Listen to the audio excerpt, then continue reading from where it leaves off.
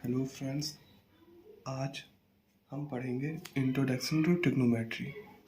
ठीक है, तो ट्रिग्नोमेट्री क्या होता है पहले वो देखते हैं हम लोग। ओके, मैं आपको इस वीडियो में इतना पढ़ाऊंगा कि आप जीरो टू एडवांस लेवल के हर क्वेश्चन जो भी आपके पास आते हैं वो सॉल्व करना सीख जाए। मैं इसमें केवल आपकी एनसीईआरटी बुक को रेफ़र कर रहा हूँ। ठीक है, एनसीईआरटी बुक के जो एग्जाम्पल हैं और एक्सरसाइजेस हैं वो इनफ होती हैं कोई भी बड़ा क्वेश्चन सॉल्व करने के लिए। ठीक है, तो आप बस भरोसा कीजिए, जो भी बुक आप फॉलो करें। हाँ, मैं इधर एनसीईआरटी कंप्लीट करूँगा आपकी। तो आज हम 8.1 और उससे पहले की थ्योरी कवर करते हैं। ठीक है, तो अगर हम बात करें ट्रिग्नोमेट्री होती क्या है, देखो मैं थोड़े से प्रैक्टिकल एग्जाम्पल आपको देता हूँ। जैसे मान लो एक बिल्डिंग है। एक बिल्डिंग मान लो, ये एक हमारी एक बिल्डिंग है। ठीक है, ये एक हमारा बिल्डिंग ब्लॉक है और ये हमारा लैंड है और यहाँ एक मैन खड़ा है। ठीक है, तो वो इस बिल्डिंग के टॉप पे देख रहा है। मान लो इस बिल्डिंग के टॉप पे वो देख रहा है ऐसे करके। हाँ, यहाँ कोई वर्ड है, एक वर्ड है यहाँ, ये जो मैन है ये इसे देख रहा है। तो इस बिल्डिंग के अगर एक तो लैंड है बिल्कुल सीधी, तो मैं क्या पता लगा सकता हूँ इस बिल्डिंग की हाइट कितनी होगी? क्या हम पता लगा सकते हैं इस बिल्डिंग की हाइट कितनी है? बिना, हमें बस इतना पता हुआ कि ये मैन का जो एंगल है, जिस एंगल से ऊपर देख रहा है, जो मैन का एक एंगल है जिस एंगल से ऊपर देख रहा है, मान लो वो है 45 डिग्री। कितना है? 45 डिग्री। ठीक है, तो हम क्या हाइट पता लगा सकते? बिल्कुल। क्यों? ट्रिग्नोमेट्री का यूज करके। कैसे? ट्रिग्नोमेट्री का यूज करके। तो मैं लिखता हूँ सिंपल भाषा में आपके लिए कि whenever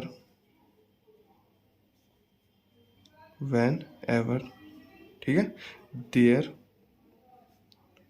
is right angle triangle, then the rules of trigonometry comes in play। Simple भाषा में समझो, जब भी राइट एंगल ट्रायंगल की बात होगी, ये राइट एंगल आप ध्यान देखोगे कि 90 डिग्री बन रहा है।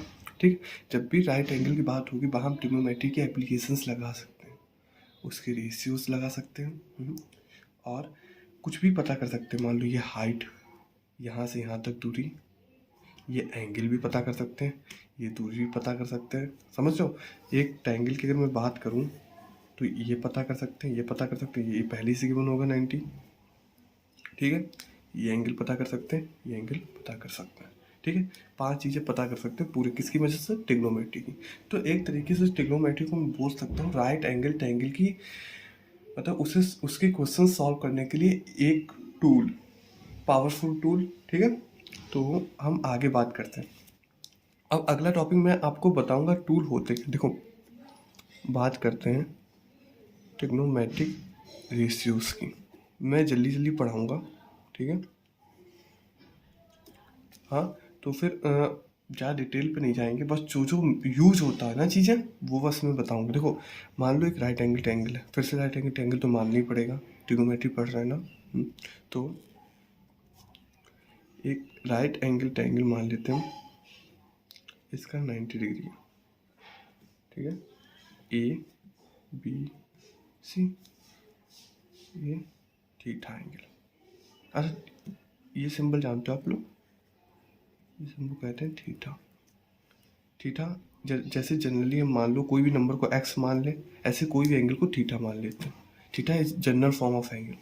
यहाँ थीटा कुछ भी हो सकता है, मान लो 45 हो सकता है, 30 हो सकता है, 20 हो सकता है, हमें नहीं पता है, तो हमने लेट कर लिया कि एंगल थीटा था। ठीक है, अब देखो, ये थीटा की जो सामने वाली साइड होती है, हमेशा ध्यान रखना, बच्चे यही गलत कर देते हैं क्योंकि वो इस साइड को इससे मैच कर देते हैं।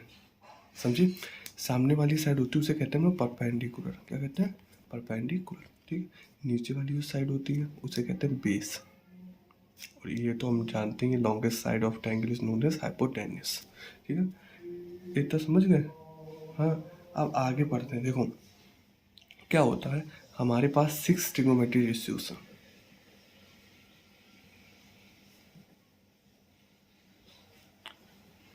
सबसे पहला होता है साइन थीटा। क्या होता है? Sine theta. और साइन थीटा जो होता है वो अपना होता है परपेंडिकुलर अपॉन हाइपोटेन्यूस।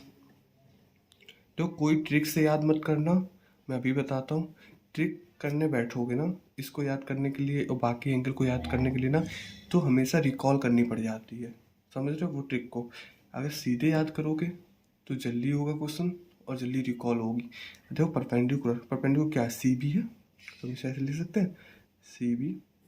हाइपोटेन्यूस क्या है? ए सी अपॉन ए सी।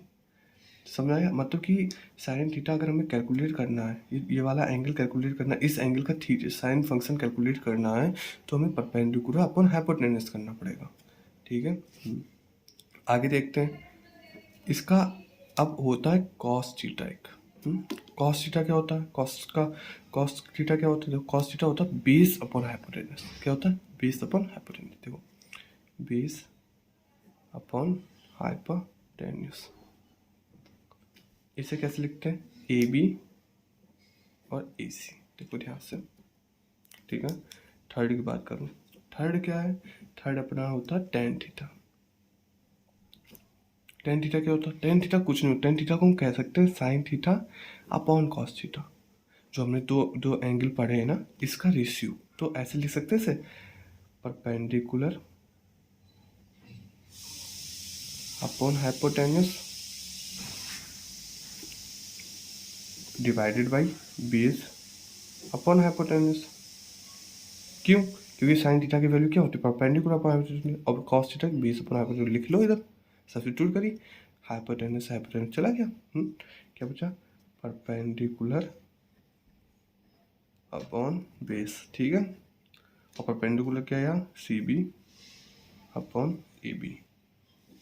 ये होते हैं मेजर एंगल आपके। क्या है? मेजर एंगल, ठीक है। ये होते हैं 3 मेजर एंगल। अब बाकी 3 की बात कर लेते हैं, क्योंकि मैंने 6 बोला टोटल। हाँ, तो फोर्थ की बात करता हूँ मैं आपके लिए। फोर्थ क्या होता है? देखो फोर्थ जो अपना है वो है इसका इन्वर्स फंक्शन। इन्वर्स किसे कहते हैं मैं बताता हूँ। इन्वर्स किसे कहते हैं? मान लो आपके पास 2 है।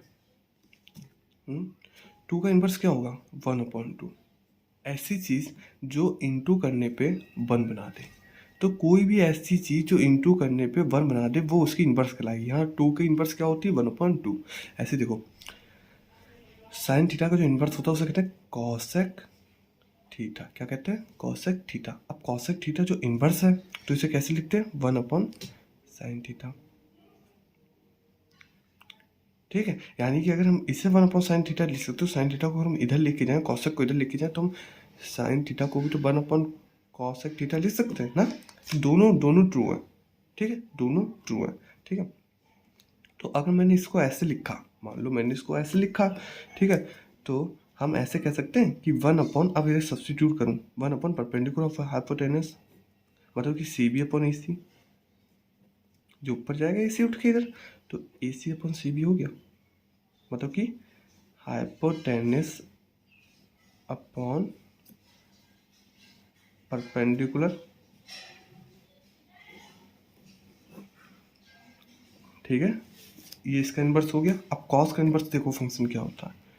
Sec theta. तो सेक थीटा क्या लिख सकते हैं? 1/cos थीटा भी लिख सकते हैं, इन्वर्स है क्योंकि।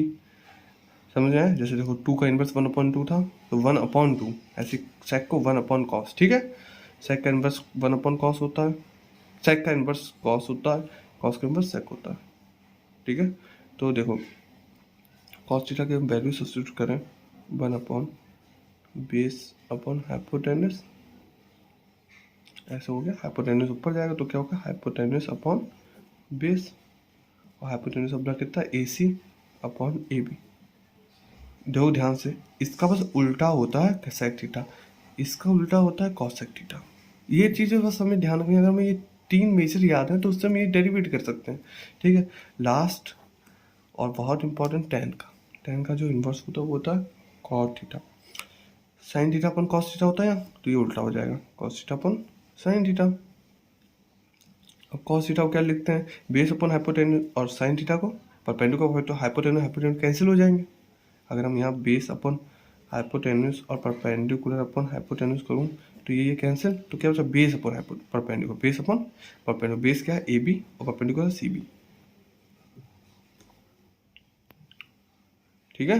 देखो इसका बस उल्टा आया है, इसका बस उल्टा आया है, दिख रहा है आपको, ठीक है। हर चीज़ का 1 कर दो तो वो इनवर्स फंक्शन बन जाता है। तो ये थे अपने ट्रिग्नोमेट्री रेशियोज। इसके अलावा 8.1 एक्सरसाइज में कुछ भी नहीं है और ये डिटेल इनफ है। अब मैं कवर करूंगा आपके जितने भी एनसीईआरटी के एग्जाम्पल है प्लस एक्सरसाइज 8.1। ये थ्योरी पार्ट आपका पूरा कंप्लीट हो गया अच्छे से, ठीक है। हम कुछ और चीज़ें अब जिससे नहीं क्लियर है ये चीज़, ठीक है, वो एग्जाम्पल को देखना ध्यान से। जब तक क्वेश्चन नहीं, जब तक उसे अप्लाई नहीं करोगे ना तब तक वो चीज़ें समझ में नहीं आती हैं, ठीक है। तो अगर ये चीज़ समझ में नहीं आ रही है तो परेशान मत हो, अब क्वेश्चन देखो मैं कैसे करता हूँ और बस वो चीज़ें याद करने की कोशिश करो, वो टूल मतलब कि अपने दिमाग में लाने की कोशिश करो, कैसे क्लिक करो अपना माइंड, ठीक है। तो अब मैं क्वेश्चन टैकल करूँगा, आप देखना। अब हम लेट करते हैं एग्जाम्पल 1। आपका एनसीईआरटी का पेज नंबर 118 में जो एग्जाम्पल 1 है ना, पेज 118 में डाल दे रहा है, इधर आप देख लेना। तो क्या कहता है कि tan ऑफ a 4/3 है, tan a 4/3 है। आप ए से समझ जाना ये एक एंगल है। जब भी कोई ट्रिग्नोमेट्री फंक्शन आता है ना उसके आगे हमेशा एक एंगल होता है, ठीक है। Find the other trigonometry ratios of angle है, tan दिया है और अदर के बारे में पूछ रहा है। मेन हाईलाइट क्या है, अदर। देखो tan गिवन है अगर हमें तो हमें निकालना क्या पड़ेगा, कॉट साइन, ठीक है, कॉस कॉसेक और सेक। एक गिवन है, 6 होते हैं टोटल, तो 5 निकालने पड़ेंगे, है ना। सबसे बढ़िया मेथड होता है निकालने का आपका ट्रायंगल मेथड। क्या होता है, सॉल्यूशन करते हैं इससे, ठीक है, ट्रायंगल मेथड। तो ट्रायंगल मेथड क्या होता है, देखो जो भी चीज़ गिवन है ना, अगर मान लो कभी भी ऐसा क्वेश्चन है कि एक रेशियो गिवन है बाकी निकालना है, एक ट्रायंगल बिल्ड करो, कैसा बिल्ड करोगे वो आपके दिमाग में है। ट्रिग्नोमेट्री लगा रहे हो तो हमेशा कैसा ट्रायंगल बनेगा, राइट एंगल, ठीक है। हमने बनाया राइट एंगल है, 90 डिग्री है, ठीक है। tan a की बात कर रहा है, a हम अगर पीछे पीछे देखें, अगर हम ध्यान से देखेंगे इधर तो देखो साइन थीटा ये एंगल था, ये किस एंगल की, ये थीटा था, इसके सामने वाला परपेंडिकुलर बन गया था, ये बेस और ये हाइपोटेन्यूज। ऐसे ही अब आए हम लोग tan a पे, किस पे आए, tan a पे। तो tan a इसे मान लेते हैं एंगल a, क्या मान लेते हैं, एंगल a। आप इसे भी मान सकते हो, ठीक है। अब देखो एंगल के सामने वाला परपेंडिकुलर होता है हमेशा, आप इसे मान सकते हो। तो अगर हम इसे मानेंगे तो ये परपेंडिकुलर लेंगे, अगर इसे मानेंगे तो ये लेंगे, बात वही हो जाएगी घूम के, ठीक है। आप मैंने इसे मान लिया, आप इसे ही मान सकते हो। ऐसा मत सोचना कि भैया ने इसे ऐसे कैसे मान दिया, नहीं, आप इसे मान लो उसे मान लो, बात बराबर। मैं इसे मार्क कर लेता हूँ ए, अच्छा ए तो एंगल है, इसे ए मार्क नहीं करता हूँ, मैं इसे मार्क कर लेता हूँ, मान लो एक्स वाई और जेड इसके जो वर्टेक्स हैं, ठीक है। अब देखो हमें क्या गिवन है, tan a 4/3। अगर हम ध्यान से देखोगे तो हमारा tan a क्या होता है, tan फंक्शन क्या होता है, ध्यान से देखोगे तो tan होता है हमारा, ध्यान देखो sine theta cos perpendicular upon base, perpendicular upon base. ध्यान रखना tan जो होता है वो होता है बेस। अच्छा इसके सामने वाला परपेंडिकुलर होता है तो इसे मार्क कर दो 4, ठीक है, बेस को मार्क कर दो 3। ये बेस, ये तो हाइपोटेन्यूस लॉन्गेस्ट साइड हमेशा हाइपोटेन्यूस होती है, कर दिया मार्क। अब क्या करो, देखो ये एक रेशियो फॉर्म में है, कैसे फॉर्म में, रेशियो। तो अगर इसके हम एक स्टेज पहले की सोचे, एक स्टेज पहले की सोचे तो ये कुछ कैंसिल करे होंगे। रेशियो कब बनता है, फ्रैक्शन कब बनता है, जब कुछ कैंसिल होता है। जैसे मान लो आपके पास 24 और 27 है, हाँ, तो अगर 3 8 जा 24, 3 9 जा, अब 8/9 सिंपलेस्ट फॉर्म, इसे कहते हैं फ्रैक्शन। तो ये एक स्टेज पीछे कुछ बड़े नंबर हैं होंगे, रहे होंगे ना, है ना। तो यही मैं बता रहा हूँ। अब इस बड़े नंबर का कॉमन नंबर क्या रहा होगा, 3, जिसने इस दोनों को कैंसिल करा। अगर 3 का हम इंटू देते हैं 8 9 में, तो फिर से वहीं पहुंच जाएंगे। तो ऐसे कोई एक कॉमन नंबर के रहा होगा जो यहाँ कैंसिल हुआ है, तब ये फ्रैक्शन में आए हैं। तो अगर इससे एक, ये हमें फ्रैक्शन में नहीं चाहिए, ये हमें रेशियो में नहीं चाहिए सर। ये पूरी लेंथ इसकी क्या होगी, 4k, और इसकी 3k। कोई के कॉमन नंबर था जो कट के से फ्रैक्शन में बना दिया, ठीक है, ऐसे मार्क कर लिया, ठीक है। अब एक ही साइड बची, इसे भी यहीं निकाल लो। अब बचपन से पढ़ते आ रहे हैं, राइट एंगल ट्रायंगल में दो साइड गिवन हो, हाइपोटेन्यूज निकालनी तो पाइथागोरस लगा सकते हैं।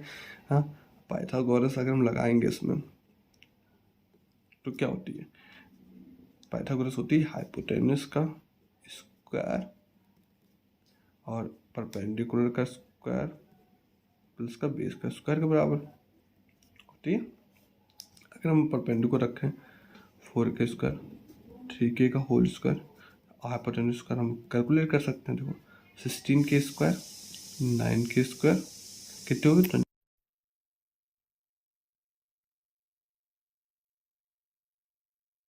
25k स्क्वायर, ठीक है।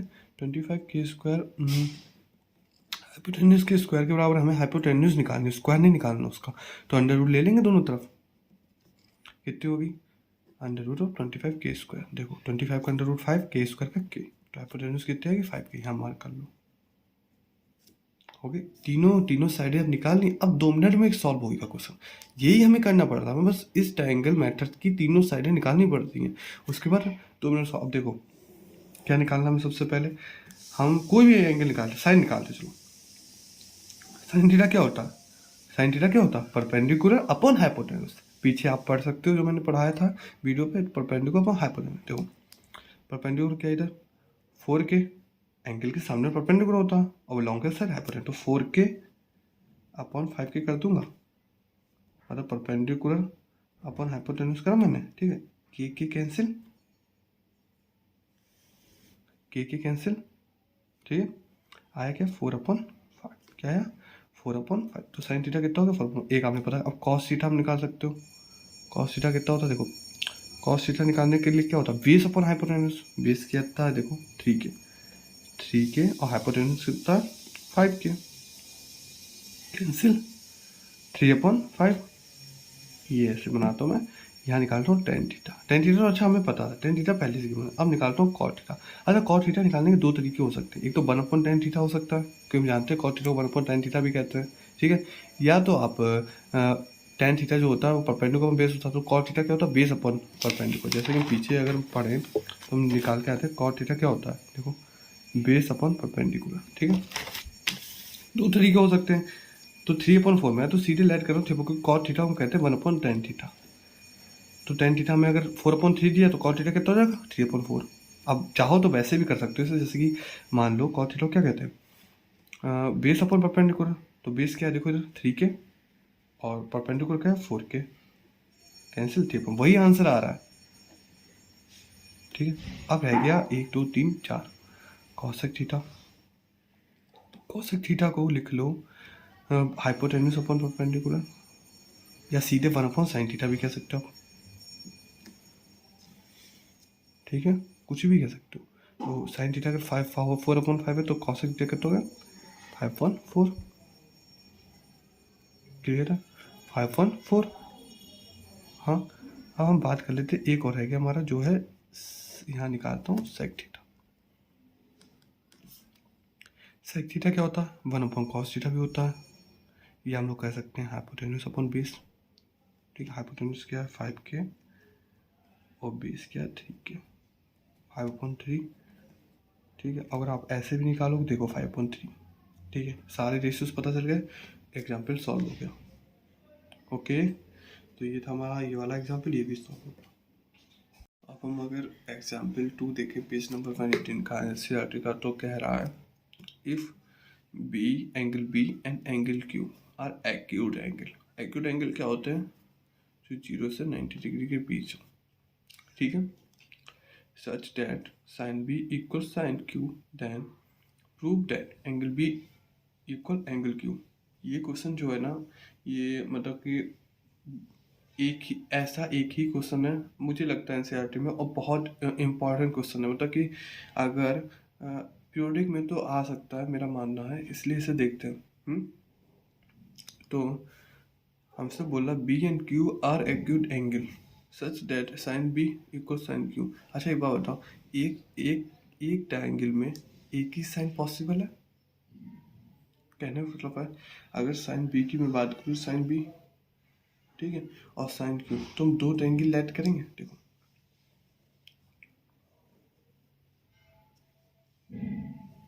ये फर्स्ट एंगल हो गया, ये सेकंड एंगल हो गया, इसे मान लेते हैं, मार्क करते हैं ए बी सी।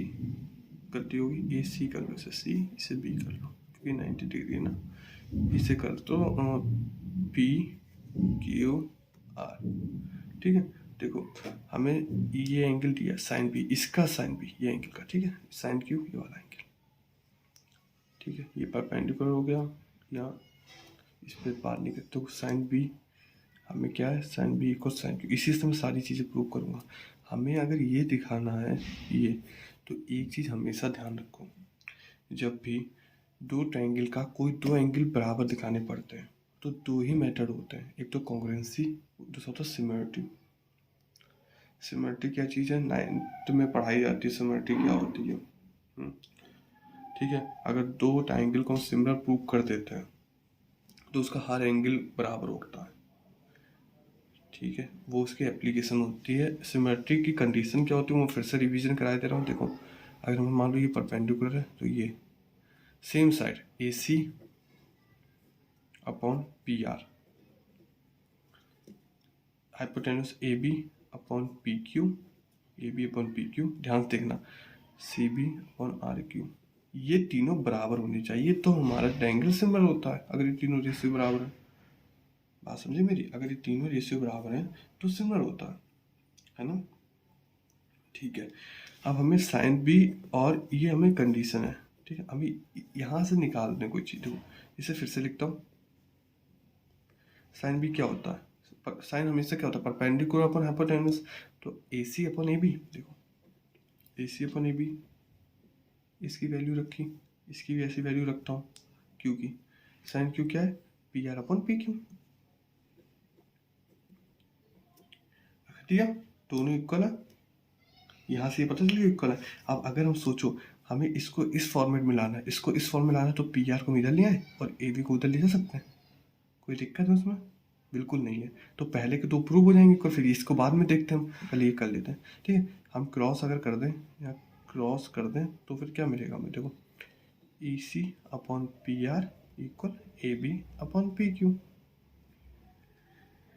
बोलो मान लो ये कोई लेट कर लेते के क्या इधर, मैंने तुम्हें पहले बताया कि इसकी एक वैल्यू होगी, इसकी वैल्यू होगी, मान लो 3 तो इक्वल है, के लेट कर लो, ठीक है।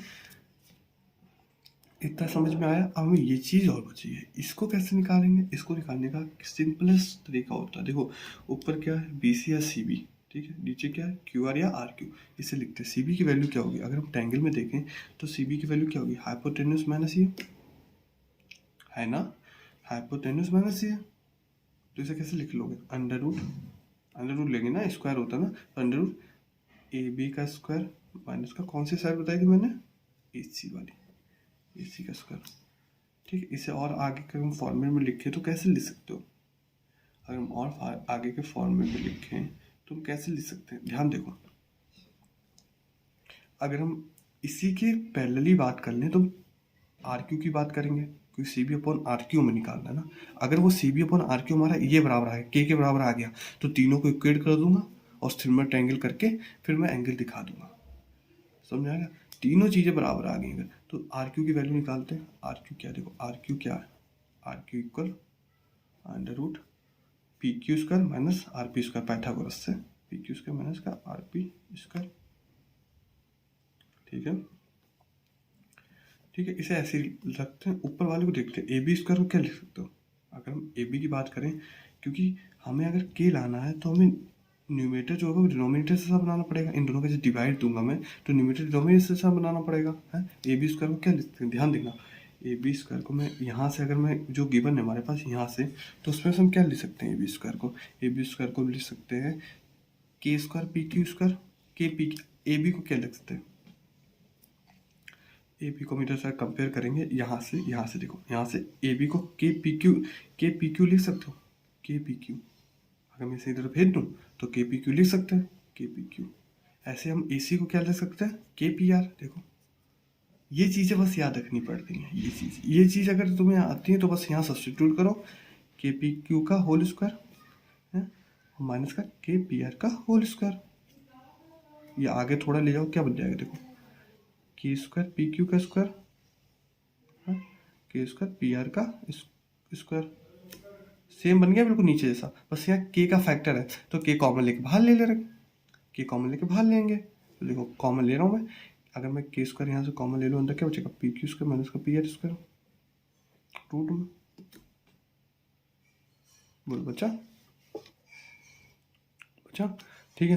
अब के बाहर निकालूंगा तो ये स्क्वायर अपना इसका लॉस कर देगा, क्योंकि जब भी कोई रूट के अंदर से पावर बाहर आती है तो वो इसे क्या लिखे, के टाइम्स के बाहर आएगा तो पेयर बना के मतलब एक ही के बाहर आएगा, तो एक के बाहर आया, अंदर क्या बचा, P Q square minus P R square.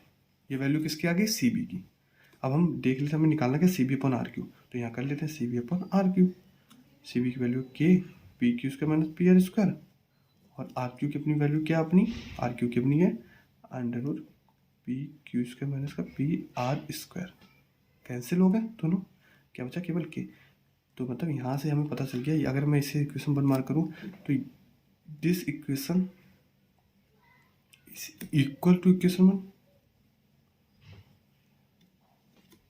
ये इक्वेशन इक्वल होगी इक्वेशन 1 के, ठीक है। तो अगर हम नेक्स्ट पेज की बात करें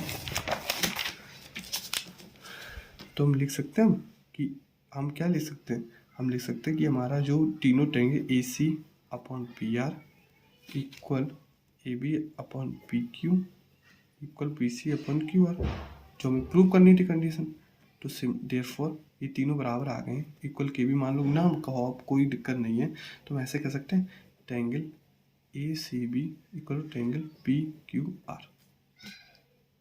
बोलो कह सकता हूँ मैं, A C B P Q R के सिमिलर कह सकता हूँ, इस सिमिलर का साइन होता है, ध्यान रखना सिमिलर का साइन होता है। अब दो ट्रायंगल सिमिलर होते हैं ना, तो इसकी एप्लीकेशन का यूज़ करके हम कह सकते हैं देयरफॉर, सीधे लिखो therefore angle B equal angle Q. जब भी दो ट्रायंगल सिमिलर होते हैं तो सारे एंगल को हम इक्वल प्रूव कर सकते हैं, जैसे हम कॉन्ग्रुएंसी में सीपीसीटी लगाते हैं ना, इसमें हम ऐसे ही कर सकते हैं, कह सकते हैं थ्योरम बनी है जो 9th में लोग पढ़ते हैं, ठीक है। हाँ, तो आप अगर नहीं समझ में आ रहा तो 9th कौन सा फिर से रिकॉल करो, समझ आ जाएगा। हमें बस हमारा टारगेट था कि सिमिलर ट्रायंगल प्रूव करते हैं, उसके बाद हम कर सकते हैं बराबर, ठीक है। तो ये भी क्वेश्चन सॉल्व हो गया आपका। हाँ, तो ये एग्जाम्पल 2 अच्छे से समझ आ गया, और ना कोई समझ में आया तो कोई डाउट हो तो आप कमेंट कर सकते हो, मैं सॉल्व कर दूँगा। और इन सब के नोट्स आपको मिल जाएंगे PDF के फॉर्म में मेरे कमेंट सेक्शन पे, ठीक है। अब क्वेश्चन नंबर 3 हम लोग देखते हैं, एग्जाम्पल पेज नंबर 119 NCERT का है, ठीक है। तो consider triangle ABC right angle at C, ठीक है। देखो फिगर को ध्यान से, ये भी गिवन है। हाँ, इन विच AB 29, जो AB की लेंथ वो कितनी 29 सेंटीमीटर है, यूनिट मतलब की, और इसकी 21 यूनिट है BC की, और ट्रायंगल ABC मतलब कि एंगल ABC कितना है, एंगल ABC तो हम गिवन वो कितना दिया, थीटा, कितना गिवन है, थीटा, ठीक है। ABC जो एंगल मतलब एंगल B जो है वो theta, determine value of cos square theta और साइन स्क्वायर थीटा। बहुत ईजी सा सवाल है। अगर हमें इसकी वैल्यू डिटरमाइन करने पहले हमें क्या फाइंड करना पड़ेगा, कॉस थीटा और साइन थीटा। हम सॉल्यूशन लिखते हैं। अच्छा बच्चों, एक चीज़ मैं आपको पहले क्लियर करना चाह रहा हूँ। देखो, जब भी कोई भी फंक्शन, मान लो कॉस थीटा हमारे पास, उसका होल स्क्वायर दिया, ठीक है, इसको ऐसे लिखते हैं, समझे, या वाइस वर्सा, मतलब कि इस चीज़ को हम ऐसे लिखते हैं। बात समझे, कभी भी आप ऐसे अगर कोई चीज़ लिखी है तो आप इसको ऐसे नहीं लिख सकते हो। बात समझे, क्यों, क्योंकि देखो ये एंगल का स्क्वायर है, ठीक है, और ये फंक्शन का स्क्वायर था, तो फंक्शन का स्क्वायर होल स्क्वायर बना सकते हो, लेकिन ये ऐसे नहीं बना सकते। मैंने ऐसा क्यों बोला, मैं बताता हूँ क्यों बोला। देखो, जो फर्स्ट क्वेश्चन है उसमें कॉस का थीटा फाइंड करना है, तो अगर हम कॉस थीटा पहले निकालेंगे फिर उसका होल स्क्वायर कर देंगे तो कॉस का थीटा मिल जाएगा। बात समझे? इस तरीके से हम निकाल लेंगे, लेकिन ये कभी भी ट्रू नहीं होती ये चीज़। एंगल का स्क्वायर को आप होल स्क्वायर नहीं बना सकते हो, ये बात क्लियर कर लेना, ठीक है। अब देखते हैं। देखो सबसे पहले दो चीज़ें नोन है, हाँ एक चीज़ और अननोन वाली कैलकुलेट कर लेते हैं तो हमें इजी हो जाएगा। बोलो हो जाएगा, है ना? तो आप करते हैं। देखो AC की लेंथ अगर हम निकालेंगे पाइथागोरस से निकालेंगे, क्या हो जाएगी? AC की लेंथ हो जाएगी अंडर रूट लॉन्गेस्ट साइड होता है AB स्क्वायर माइनस का BC स्क्वायर, हो गया। उसके बाद अगर हम AB स्क्वायर देखें कितना 29, तो 29 का स्क्वायर माइनस BC 21 का स्क्वायर, हो गया। AC इसको A minus B A square minus B square एंटीज कैलकुलेट कर लो, क्योंकि ये बहुत बड़ा जाएगा ना, तो मैं वैसे कर लेता हूँ, शॉर्ट ट्रिक्स बताता हूँ, बस आप वो ध्यान रखो। ये मैं कैसे करा मैंने आपको पता होगा। ए स्क्वायर माइनस B स्क्वायर की एंटी क्या होती है? A प्लस बी और A माइनस बी, ठीक है। वैसे मैंने ये करा क्योंकि 29 का स्क्वायर मुझे मल्टीप्लाई करना बड़ा जाता है। 29 माइनस 21 कितना होता है आपका? 29 होता है 8 और फिर ये 50 हो गया आपका। रूट लोगे, ठीक है, रूट लोगे तो आपका बाहर कितना है? A5 40 400, मतलब AC कितना है? रूट ऑफ 400, जो क्या होगा 20 यूनिट्स, ठीक है। इतनी चीज़ के लिए 20 यूनिट्स हो गया आपका ये। तो ऊपर फिगर में क्या लिख देंगे? 20 यूनिट। अब हम कैलकुलेट कर लेते हैं। पहला देखो कॉस थीटा और साइन थीटा। कॉस थीटा क्या हो जाता है आपको पता है? कॉस थीटा मैं बता चुका हूँ, 20 अपॉन हाइपोटेनस। 20 कितना है? एंगल के सामने वाला परपेंडिकुलर कहलाता है, उसके नीचे वाला 20। 20 कितना? 21। हाइपोटेनस कितना? 29। तो कितनी वैल्यू है कॉस थीटा की? 21 अपॉन 29। साइन थीटा कैलकुलेट कर लो। परपेंडिकुलर अपॉन बी हाइपोटेनस होता है साइन थीटा, हाँ। परपेंडिकुलर कितना? 20, थीटा के सामने परपेंडिकुलर। हाइपोटेनस कितना? 29, ठीक है। हमें फाइंड क्या करना है? कॉस स्क्वायर थीटा और साइन स्क्वायर थीटा। तो आप कॉस स्क्वायर थीटा को क्या लेते हैं? कॉस थीटा का होल स्क्वायर, है ना? तो इसका होल स्क्वायर हो जाएगा। देखो फर्स्ट वन करेंगे तो कॉस स्क्वायर थीटा क्या होता है? 21 अपॉन 29 का होल स्क्वायर, हो गया। और साइन स्क्वायर थीटा क्या हो जाएगा? सिमिलरली 20 अपॉन 29 का होल स्क्वायर। दोनों को ऐड करना है इधर, तो दोनों को ऐड करते हैं। 21 का स्क्वायर 29 का होल स्क्वायर प्लस का 20 का स्क्वायर 29 का होल स्क्वायर। इसे बांट सकते हैं ना, पावर को पढ़ रखा होगा 7 में, है ना? तो बांट लिया मैंने, ठीक है। अब मैं क्या कर सकता हूँ? अब मैं इसे फर्दर लिख सकता हूँ। 21 का स्क्वायर आपको पता होगा कितना था? 441। 20 का 400 और 29 का स्क्वायर कितना होता है आपका? 841। सॉल्व करोगे आपको मिल जाएगा आंसर 1, ठीक है। क्योंकि देखो 441 400 841 841 अपन 841 निकल लो 1। सॉल्व हो गया आपका एग्जाम्पल नंबर 3 का पहला पार्ट हो गया। सेकंड पार्ट देखते हैं। सेकंड पार्ट में फाइंड करना cos square theta minus sine square theta, ठीक है। तो ये कैसे करेंगे वो भी देख लेते हैं। देखो सेकंड है आपका cos square theta minus sine square theta. हमें पता है कॉस थीटा की वैल्यू कितनी आई थी हमारे पास? कॉस स्क्वायर थीटा की वैल्यू आई थी जो 21/29 का होल स्क्वायर माइनस का 20/29 का होल स्क्वायर लिख लेंगे, है ना? इसे कैसे लिख सकता हूँ फर्दर? 21 का स्क्वायर 441 माइनस का 400 अपॉन कितना होता है? 841। 41/841, ये आंसर आ गया आपको, ठीक है। तो क्वेश्चन नंबर 3 आपका हो गया पूरा, ठीक है। अब आगे देखते हैं। अब क्वेश्चन नंबर 4 हम देखते हैं। ध्यान से देखो क्या कह रहा है। In a right angle triangle ABC, एक राइट एंगल ट्रायंगल है ABC, right angle at B, मतलब B में राइट एंगल होगा, बाकी आप नेम कर लो ABC कर लेते, ठीक है। इफ tan है इक्वल 1, कौन सा एंगल का निकाला है? इसका। देखो इसके एंगल का और tan है, ध्यान देखो tan है 1। अच्छा देन वेरीफाई दैट, हमें वेरीफाई क्या कराना है कि ये इक्वल 1। वेरीफाई में क्या चीज़ चेक करनी है? इसका इंटू इक्वल 1 आ जाए, ठीक है। तो आगे देखते हैं। देखो सोल्यूशन लिखता हूँ मैं।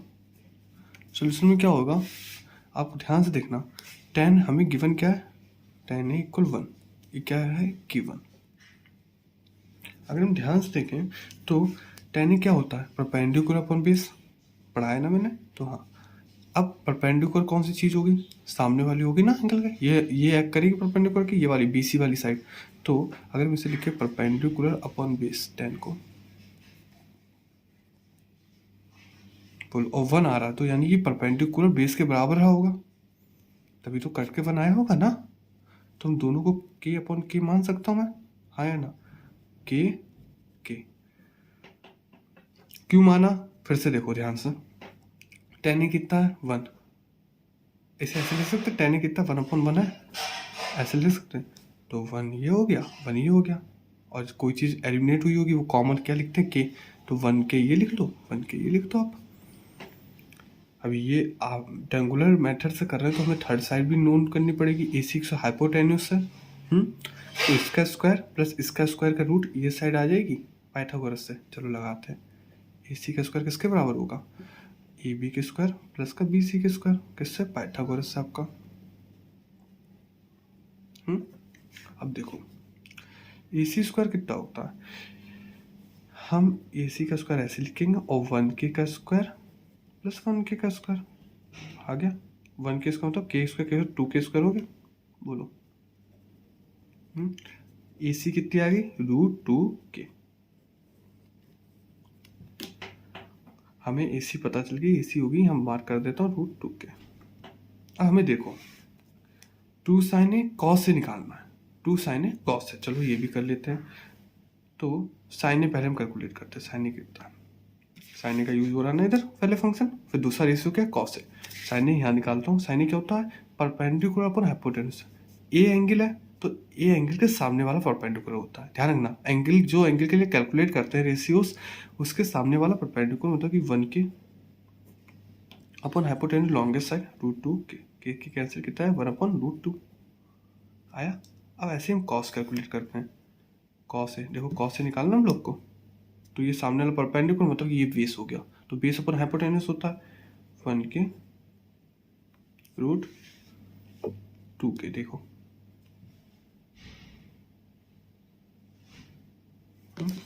1K √2K आया, K कैंसिल 1 अपॉन √2, तो साइन भी अपना वही आया, कॉस भी वही आया। हमें कैलकुलेट क्या करना है, ध्यान देखो, 2 sin A cos A, ठीक है, 2 sin A cos A calculate करना है। देखो 2 sin A की वैल्यू कितनी है, 1 अपॉन √2, cos A की कितनी है, 1 अपॉन √2, √2 2 हो गया, तो ये पूरा कट जाएंगे, आंसर क्या है 1 इक्वल RHS। देखो वेरीफाई हो गया, तो लिख सकते हैं हम लोग हैंस वेरीफाइड। क्वेश्चन आपका ये वाला सॉल्व हो गया, ठीक है। क्वेश्चन नंबर 4 पूरा हो गया, इजी था। हाँ, कोई डाउट हो तो आप कमेंट सेक्शन में बोल सकते हो, आंसर आपको PDF फॉर्म में मिल जाएगा इसका। आप क्वेश्चन 5 देखो, आप इन ट्रायंगल OPQ, जो हमें OPQ जो हमें ट्रायंगल गिवन है, राइट एंगल एट P, ठीक है, OP 7 है, OP 7 सेंटीमीटर और OP minus PQ equal to 1 centimetre. ये चीज़ ध्यान रखना, OQ माइनस PQ मतलब कि OQ माइनस का PQ, ये साइड माइनस ये वाली साइड कितने बराबर है, 1। Determine value of sine Q cos Q, ठीक है करते हैं। चलो ये भी देख लेते हैं, देखो कितना इजी सा है। हमें किसी साइन क्यू हमें डिटरमाइन करना है, तो पहले साइन क्यू लिखते हैं। साइन क्यू क्या होता है, आपको बता, क्यू के सामने, क्यू ये है, इसके सामने परपेंडिकुलर अपॉन हाइपोटेन्यूस, तो OP अपॉन OQ। OP हमें पता 7, लेकिन OQ हमें नहीं पता, OQ नहीं पता, OQ कितना होता मुझे नहीं पता, हमें OQ पहले ढूंढना पड़ेगा, है ना। तो OQ ढूंढने के लिए हम क्या लगाएंगे, पाइथागोरस। अब आपको लग रहा होगा पाइथागोरस कैसे लगाएं, क्योंकि QP हमें गिवन नहीं है, लेकिन QP की इक्वेशन गिवन है। देखो जो आप ध्यान से आप लगाओ, और लगाने के बाद आप देखो क्या हम यूज़ कर पा रहे हैं, देखते हैं। देखो घबराओ मत, पहले आप करने की कोशिश करो। देखो हमें अगर OQ निकालना है तो OQ का स्क्वायर, OQ का स्क्वायर है, OQ के स्क्वायर के बाद हम इसे क्या लिख सकते हैं, देखो OP का स्क्वायर प्लस PQ का स्क्वायर, ठीक है, OP का स्क्वायर प्लस PQ का स्क्वायर लिख लिया मैंने, है ना, ठीक है। तो अब ध्यान से देखो OQ स्क्वायर जो होगा उसे मैं ऐसे नहीं कह सकता, OQ की वैल्यू देखो 1 प्लस PQ हो जाएगी यहाँ से। अगर हमें ये गिवन है ओ क्यू माइनस का पी क्यू इक्वल 1 सेंटीमीटर, तो ओ क्यू कितना हो गया हमारा, पी क्यू प्लस का 1 सेंटीमीटर हो गया। ये हम इधर सब्स्टिट्यूट करते हैं अगर इधर, तो ऐसे लिख देंगे पी क्यू प्लस का 1 का whole square equal to O P square plus का पी क्यू का स्क्वायर। हमने ये यहाँ सब्स्टिट्यूट कर दिया, ठीक है, क्लियर है। क्यों करा, क्योंकि देखो पी क्यू का होल स्क्वायर कट जाएगा, हमारे पास ओ पी केवल देखो पी क्यू का होल स्क्वायर प्लस का 1 प्लस का 2 पी क्यू से लिख सकता हूँ आइडेंटिटी से, ए प्लस बी के whole square O P square plus का पी क्यू स्क्वायर। ये एलिमिनेट हो गया, बोलो हो गया। अब देखो ये कितना बचा, इससे मैं ऐसे लिख सकता हूँ, अगर ये 2 पी क्यू है हमारे पास तो ओ पी का स्क्वायर, ओ पी की तो हमें वैल्यू पता थी, ओ पी कितना था, ओ पी 7, तो 7 7 जा 49 1 प्लस 2 पी क्यू के बराबर, तो हमारा 2 पी क्यू कितना हो गया 49 माइनस 1, तो पी क्यू कितना हो गया 48/2, पी क्यू कितना हो गया 2 2 जा 4 2 4 जा 24 हो गया। अभी भी हमारा देखो आप ध्यान से, तो हमारा ओ क्यू नहीं निकला, पी क्यू निकल गया, ओ क्यू निकालना, लेकिन हमें पता है कि जो ओ क्यू था हमारा वो पी क्यू प्लस 1 है, ओ क्यू है वो हमारा वो क्या पी क्यू प्लस 1, तो निकाल लेते हैं O Q equal P Q plus 1, है ना। तो ओ क्यू कितना हो गया हमारा 24 प्लस 1 इक्वल 25, तीनों साइडें पता चल गया हमें, मार्क कर लेते ट्रायंगल में, ये हो गई हमारी 25, हाँ ये हो गई हमारी 24, ठीक है। अब आगे देखते हैं, अगर हमारी ये चीज़ हो गई तो अब आगे हम लोग क्या कर सकते हैं, हमें निकालना क्या था साइन क्यू निकालना था। अब हम लिख सकते हैं sine Q equal, sine Q किसके बराबर हो जाएगा 7 O P upon O Q, मतलब 7 अपॉन ओ क्यू की वैल्यू कितनी थी 25। और एक चीज़ और क्या कैलकुलेट करनी थी कॉस क्यू, ध्यान देखो कॉस क्यू क्या होगा, देखो बेस क्या हो गया परपेंडिकुलर ये हो तो बेस 24 अपॉन 25, कॉस क्यू क्या हो गया 24 अपॉन 25।